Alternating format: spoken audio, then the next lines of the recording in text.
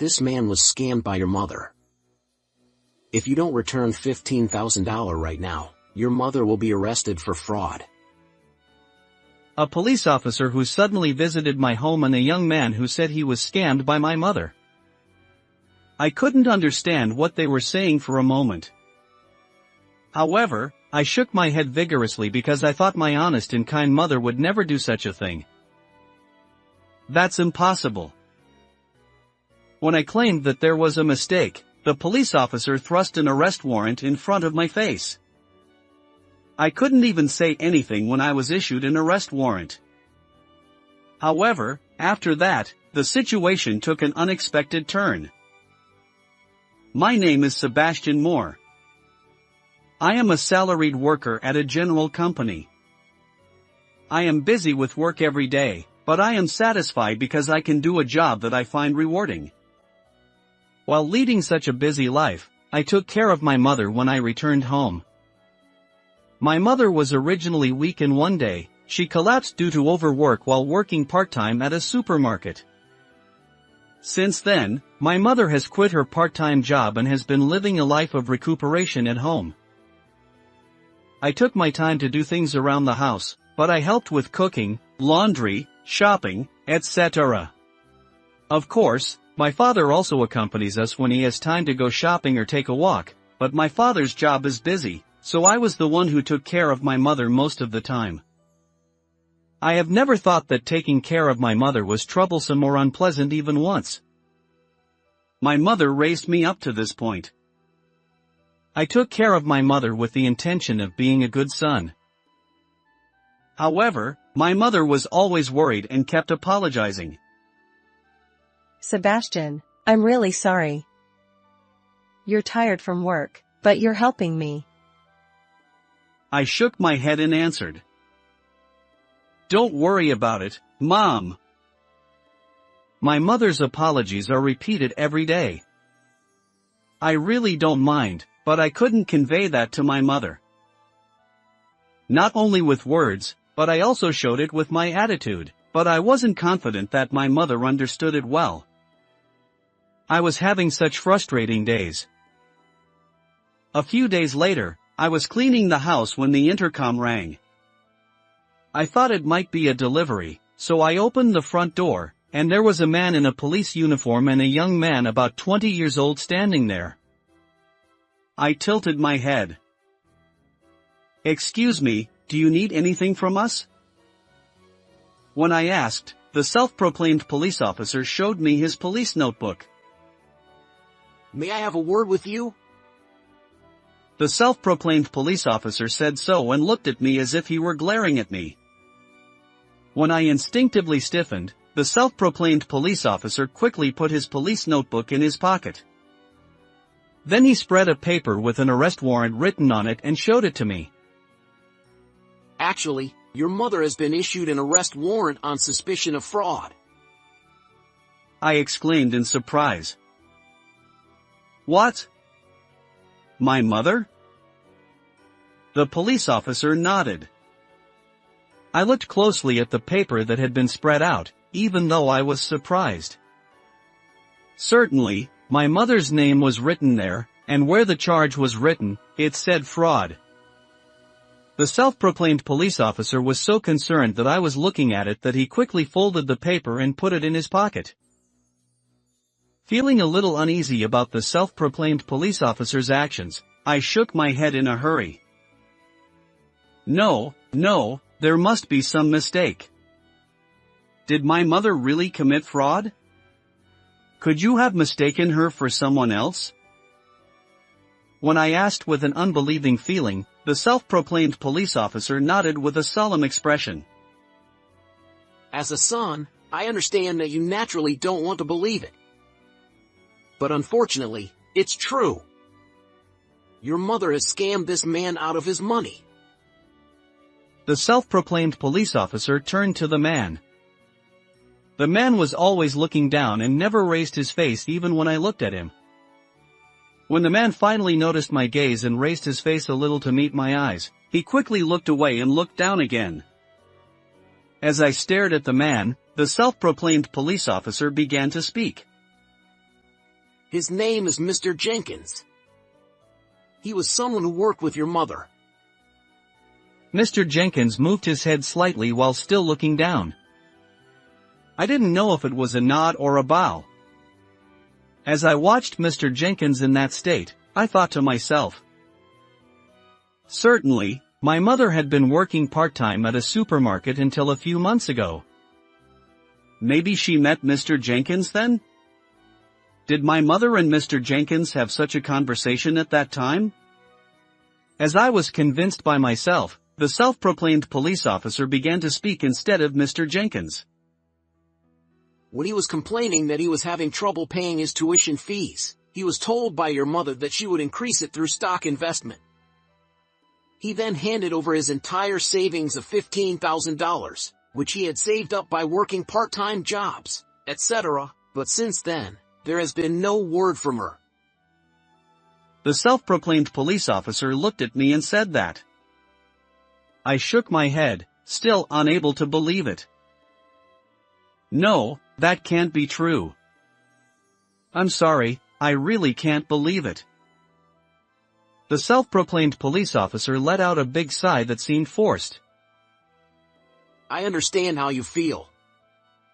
I think it's hard to believe that someone who suddenly came to you one day claiming to be a police officer and saying that your mother will be arrested for fraud would be telling the truth. But please admit it already. As I stood there unable to say anything, the self-proclaimed police officer continued. Mr. Jenkins says that if you return the $15,000 right away, he will withdraw the complaint. Then the arrest warrant will also be invalidated. What will you do? At the words of the self-proclaimed police officer, I looked at Mr. Jenkins. Mr. Jenkins was standing there, looking uneasy, still with his head down. I called out to Mr. Jenkins. Mr. Jenkins. Mr. Jenkins looked at me with exaggerated surprise. While tilting my head at Mr. Jenkins' behavior, I asked him, I'm sorry, can I ask you for confirmation? When did you give $15,000 to my mother? Mr. Jenkins looked at the self-proclaimed police officer. The self-proclaimed police officer nodded silently, and Mr. Jenkins answered with his head down. Yeah, let's see. I think it was about a month ago. To Mr. Jenkins' hesitant answer, I asked him further. Huh? Don't you remember? This is such an important thing. Mr. Jenkins, you were deceived by my mother for $15,000. That's a lot of money. You're lying when you say you don't remember, aren't you? When was it really? When I bombarded him with questions as if I was interrogating him, Mr. Jenkins looked away and fell silent. As I tried to ask him more questions while he was still looking down, the self-proclaimed police officer shifted his body between me and Mr. Jenkins. Anyway. The self-proclaimed police officer who broke in shouted. As I and Mr. Jenkins were surprised by his voice, the self-proclaimed police officer said impatiently. Mr. Moore, are you going to return it right away? Or are you not going to return it? You don't want to have a criminal in your family, do you? You still have time to do the right thing. What are you going to do? I nodded at the self-proclaimed police officer's forcefulness. I see. I understand. I want to take responsibility as a family member. But I don't have that much money here. Can I call my father? When I asked, the self-proclaimed police officer nodded with a satisfied expression. Yes, of course. I took out my smartphone and said, I'll call my father right away and ask him to bring $15,000. Please wait inside until then. When I said that, the self-proclaimed police officer nodded and looked at Mr. Jenkins. Mr. Jenkins also looked at the self-proclaimed police officer and laughed. I felt uneasy about the two of them, but I led them to a room. Please wait in this room. When I opened the door, the two of them looked surprised and looked at me. I said to the two of them, I'll call my father. Please wait inside. The self-proclaimed police officer and Mr. Jenkins nodded awkwardly and entered the room as prompted by me. When I finished the call to my father and entered the room, the self-proclaimed police officer and Mr. Jenkins were standing there without any particular expression. I spoke to the two of them. I'm sorry, it took a while. My father will bring $15,000 right away. The self-proclaimed police officer turned around and looked at me with a surprised expression. Mr. Jenkins was staring at a certain point and was standing there with a face that was even paler than before. That's right. In the room I led them to, my mother was lying on the bed. My mother had fallen ill and was now completely bedridden. I said while looking at my mother. Mother has been in this state for a month. She was originally weak, but it has gotten worse recently. The self-proclaimed police officer looked at me awkwardly after hearing that. Mr. Jenkins had lost his words completely. I continued, looking at the two of them. I never noticed that she was committing fraud in this situation. I still can't believe how she did it. As I said that, the two of them started talking in a low voice. I could hear Mr. Jenkins' anxious voice. Wait, that's not right. She was supposed to be at the hospital. Why is she here? The self-proclaimed police officer replied in a panicked tone. Hey, didn't you investigate properly? What's going on? Explain it. This is not good. You said his mother wasn't here, so The self-proclaimed police officer spoke to Mr. Jenkins in an interrogative tone. They seemed to have forgotten about my presence and started arguing. I called out to them. But it doesn't make sense. There's no way she could commit fraud in this situation. How did she do it? Mr. Jenkins, did my mother really deceive you? Was it really a month ago? I'm sorry, but could you tell me from your own mouth so that I can understand? As I bombarded Mr. Jenkins with questions, he turned pale and said, No, it might be my mistake. Maybe it wasn't Mr. Moore. Maybe it was someone else. Mr. Jenkins laughed dryly while saying that, and the self-proclaimed police officer looked at him with a puzzled expression. I continued to speak to Mr. Jenkins. Can you lose a lot of money by making a mistake? Can you mistake the person who deceived you? If it were me, I would remember it vividly. But you don't? Why did you start doubting my mother now? And how did you know that she was hospitalized until recently? Also, you. The self-proclaimed police officer, who was suddenly called by me, looked at me with a surprised expression. I said, "What did you mean by that? Why would it be a problem if my mother were here?" The self-proclaimed police officer laughed awkwardly and said, Did I say something like that? I nodded. Yes, you did. When you were arguing with Mr. Jenkins earlier. The self-proclaimed police officer fell silent with a wry smile. Mr. Jenkins looked at me with a pale face.